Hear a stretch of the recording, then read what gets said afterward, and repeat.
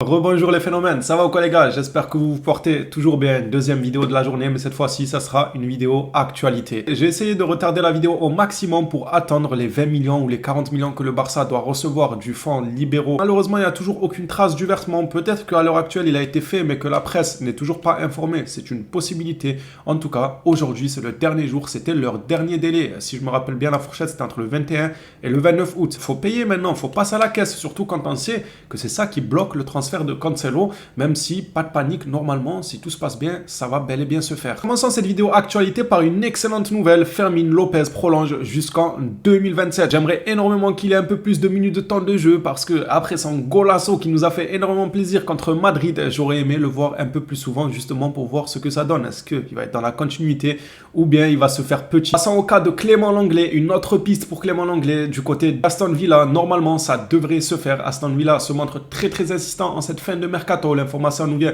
de Fabrizio Romano. Clément Lenglet est une option pour Aston Villa. Quoi qu'il en soit, le Barça serait sûr que le Français finira par partir. Relevo de leur côté nous indique qu'Aston Villa et Barcelone sont en négociation en ce moment même pour Clément Lenglet. Le FC Séville, eux aussi, sont venus aux informations concernant le joueur, mais ils proposaient un prêt et ne pouvaient payer que 30 à 35% de son salaire, alors que du côté d'Aston Villa, ils sont partants pour payer le salaire. Le choix, il est vite fait pour le FC Barcelone. Ils veulent du cash. Les clubs de Liga font peine à voir. Ils n'ont pas d'argent. Tebas est en train d'enterrer la Liga. Il filera sûrement vers Aston Villa. On va suivre ça de près. En parlant des clubs de Liga qui n'ont pas assez de fonds, voici l'exemple parfait. Abdé est poussé vers la sortie. En réalité, ce n'est pas le Barça qui le pousse vers la sortie, c'est lui-même qui pousse pour un départ car le joueur n'est pas satisfait de son temps de jeu, chose qu'on peut comprendre. En cas de réel départ, le joueur envisagerait de rester du côté de l'Espagne. Seulement, encore une fois, les clubs de Liga n'ont pas assez d'argent. Abdé préférerait rester en Espagne s'il doit sortir, selon Gérard Romero. Problème, les clubs espagnols n'ont pas le cash pour acheter alors que le club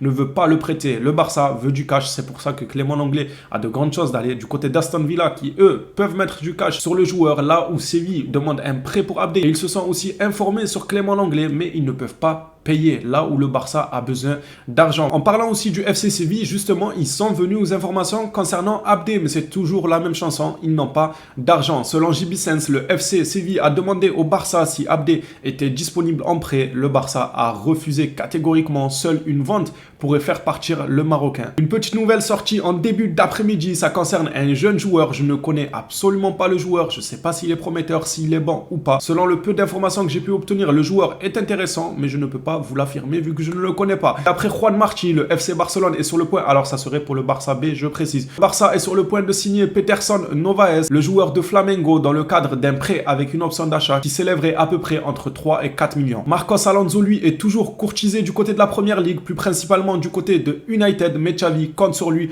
et veut le garder. Sur ce coup-là, je peux comprendre Xavi, même si moi j'aimerais voir un départ de Marcos Alonso, mais Xavi probablement qui se dit, alors je vous ai déjà expliqué, oui, que Cancelo pouvait dépanner sur l'aile gauche, tout ça, mais Xavi, il se dit que sur la feuille de match, si Baldé se blesse et que Marcos Alonso a été vendu durant le mercato, il a plus de défenseur gauche en fait. Il a absolument personne, à part Cancelo qui peut dépanner en mettant Koundé en DD, mais ce serait clairement pas une sécurité de vendre Marcos Alonso si jamais tu ne peux pas le remplacer. Après, il y a aussi la solution de faire monter un petit jeune. Pourquoi pas donner la chance à un petit jeune qui viendrait épauler Baldé, mais Xavi préfère l'expérience de Marcos Alonso. Franchement, sur ce dossier-là, je peux comprendre. Il y a ce que j'aimerais et il y a la réalité. La réalité, c'est qu'on n'aurait plus de profondeur de banc pour ce poste de défenseur gauche, même si c'est pas une qualité non plus d'avoir Marcos Alonso, ça reste mieux que rien les frères.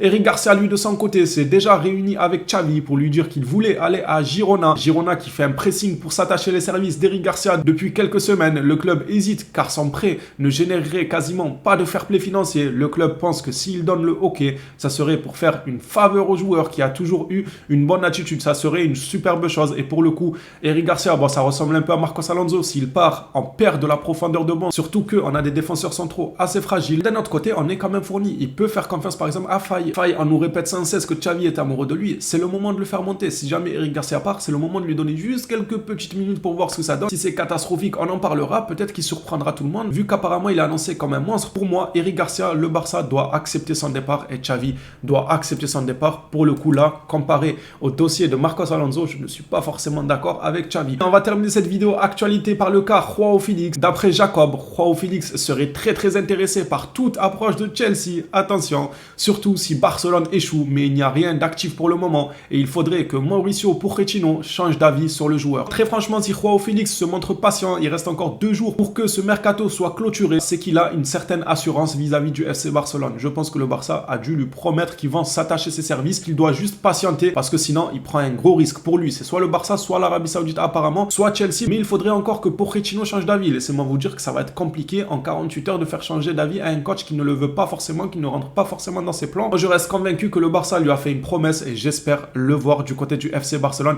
Il est triste là-bas. Je ne sais pas si vous avez vu l'image d'hier lors de la victoire de l'Atlético Madrid 7-0. D'ailleurs, le score, il est sévère, un score salé pour le Rayo Vallecano. Je n'ai pas pu assister au match, j'ai pu juste regarder le résumé, mais on a vu une image qui faisait très mal. C'était Félix. Malgré la victoire 7-0 de son équipe, il n'a pas fêté ça. Il était sur le banc, il regardait le sol, il était totalement déprimé. Il est en dépression. Il faut aller sauver le soldat Félix, il faut aller sauver ce balleur. Enfin, ce balleur, s'il vient et qu'il a le niveau d'un handballeur, je vais pas te rater, Félix. Crois-moi que je vais pas te rater. Pour terminer cette vidéo actualité, on termine avec une information qui nous vient de Matt Moreto. Laporta et Mendes font tout pour que Joao Félix signe au Barça. Avec le départ de Clément Lenglet, avec le départ de Abdé, avec le versement du fonds là, de 20 ou 40 millions de libéraux, je pense que Félix, ça va se faire, les frères. Félix, Cancelo, tout ça, je pense que c'est prévu. Laporta le veut. Ça m'étonnerait qu'il le rate, à moins que le versement ne se fait pas ou qu'il y ait des problèmes, tout ça. Ça, on ne peut pas forcément le prévoir à l'avance. On espère juste que tout se passe comme prévu. Et si tout se passe réellement comme prévu, Félix sera un joueur du FC Barcelone. J'ai hâte que ça s'officialise. De toute façon, il nous reste à peine quelques heures à patienter, les frères. Le mercato ferme ses portes très bientôt. On sera fixé sur absolument tous les dossiers. Voilà les Blaugrana, n'hésitez pas à me dire dans les commentaires votre avis. S'il y a des départs que vous ne voulez pas, celui de Marcos Alonso, celui d'Eric Garcia ou encore celui de Abdé, laissez votre avis dans les commentaires. On est là pour en débattre. On s'attrape à la prochaine vidéo sur le FC Barcelone. D'ici là, prenez soin de vous les phénomènes.